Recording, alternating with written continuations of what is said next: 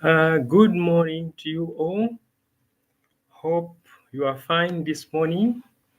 I've come live to have a discussion over a most important topic, which is about the history of the Lamba people.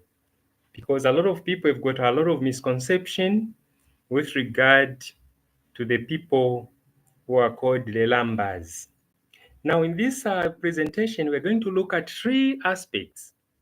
The first one is what is umulamba, which is a person.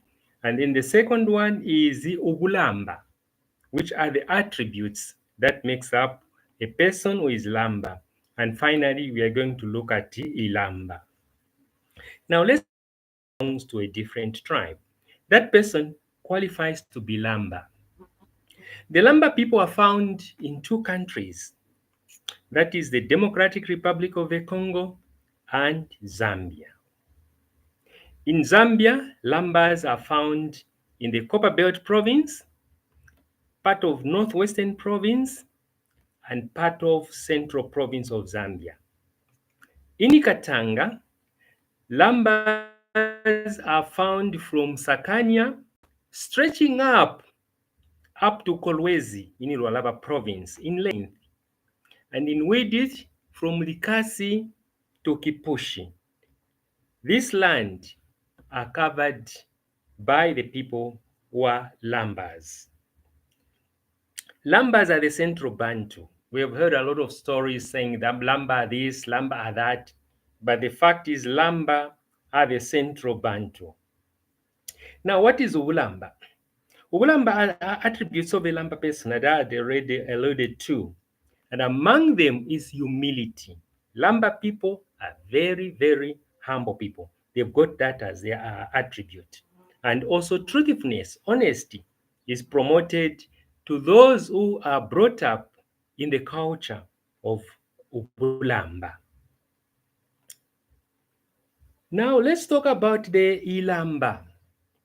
To a Lamba person, their land is called ilamba. But for the whites, ilamba is called Lambaland.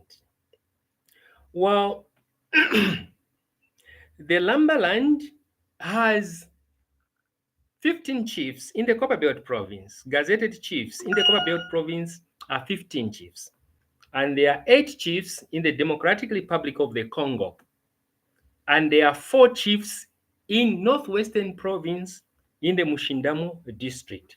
And some other chiefs in the Central province. Now, our area of concern, let's look at the Lamba chiefs that are in the Democratic Republic of the Congo. We have Chief Saidi of Rumbembe area, Chief Katala, Mukambo area, Chief Mfundamina of Mfundamina area, Chief Nkombo of Nkombo area, Chief Katanga, Lubumbashi.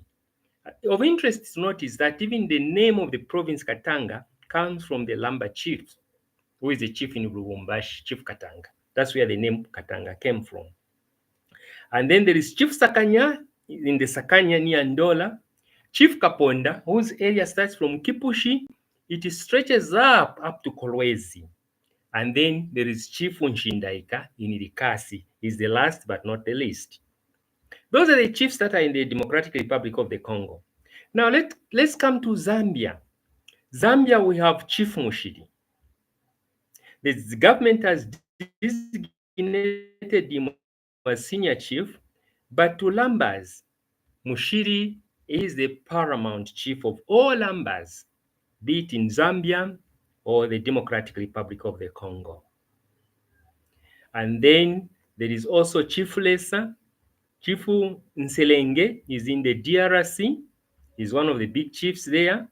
Then we have Chief Kalilele in Northwestern Province, Mushindamo District. There is Chief Nkambo in Masaiti District, Chief Mukutuma, Chief Shibuchinga, Senior Chief Chiwala, Senior Chief Nkana, Kitwe, Mufurira, Kalulushi.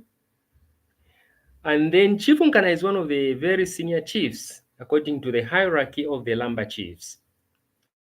And then there is Chief Shimukunami, Chief Ndubeni, Chief Lumpuma, Chief Malembeka, Chief Kalunkumya, Chief Fungulwe, and Chief Machia. These are the chiefs that are in Zambia. Now, according to the historian, Professor Clement M. Dock, he indicated in his book, The Lamba People of the Copper Belt of Northern Rhodesia, that the Lamba Kingdom was established between the period 1500 to 1889. During this time period, the Lamba Kingdom was established. Confirmed his name was in the journal, which was dated 21st September 1798. This was the first time the Lamba people were documented in the documented evidence. He spoke about the activities of the Lambas, that Lambas were miners. And this is confirmed in sites in Bwanamkubwa and also in Kansanshi. All these areas are in Lambaland. And also the smelting of the ores of the concentrates, turn them into copper cathodes, was done in Mufrida. Those sites are there and people can see them. So Lambas were doing that, and they traded in copper, cathodes, and ivory. That was what the Portuguese had written about. Now, the person who led Lambas from the Lubalunda kingdom to Lambaland was a woman whose name was Chembo Kasako Chimbala. She was the youngest wife of the great king Mwatiamvu. She was not happy with the polygamous marriage she was in, so she left the kingdom with a few of the other people who followed her to go and hide in the place which was later on called Ilamba or Lambaland in English. Now, from the time Chembo Chimbala moved to Ilamba or Lambaland, which was in 1587, up to the early 1700, a period of more than 100 years, Lambas had no chief until a greater person came to Lambaland, whose name was Chipimpi. This Chipimpi taught Lambas how to cultivate fields, how to store grains into storehouses, and many other agricultural activities. And he was so generous, he could give grains and foodstuffs to Lambas. And then Lamba says, "Oh, let's make him a king." And then they installed him, and he became the first Lamba chief. And then he was succeeded by his son, Kabunda, was the second king of the Lamba people, and then other people followed later on. Now, the Lambaland at the time was not the way it is, the way we see the copper belt today. The Lambaland was a very nice place with a lot of trees, fruit-bearing trees, trees that makes up forests, nice rivers. So Lambas could survive by eating fruits, honey, and many other eatable things. Now, when the Lambas moved to Lambaland, the place where they first established their village, their first village, was at the place called Kashiba, Lake Kashiba. I'm sure some of the people have gone to Copper Belt and they've gone to the Copper Belt rural. It's outside the town of Luansha. It's about 1 or 2 hours drive to this same place where there is a natural lake right at the middle of the forest.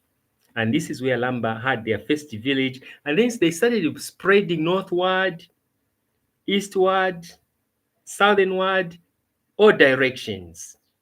And then they even called the names of those directions according to the tribes that were neighbors. For example, when you talk of to the north in Lamba, they say Kumaushi because the Ushis are that side. Then south, Kumalenje, because the other side is occupied by the Lenjes. And then Kumbonshi, Kumutuleswa. Mutuleswa, that's where the sun rises. Kumbonshi, where the sun sets.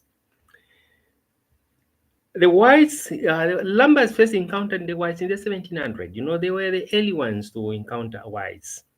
And these whites, when they went back, they wrote about the activities of Lambas, and the inflow of the whites started to come in the 1800s. And one of the most significant places in Lambaland is the town of Undola. That place was inhabited by the people of Chief Mushiri for a very long time, and they moved from place to place, and they believed in the creative works of God, that God came from the east and he went creating things, rivers, trees, mountains, and all creative things as he go westward. So these were the beliefs of the Lambas.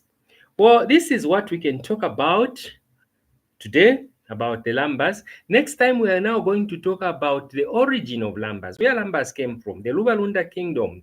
These two kingdoms, we're going to look at them and see how this kingdom grew up to the point where Lambas had to migrate from there and went and settle in this land called Ilamba. Thank you for your attention.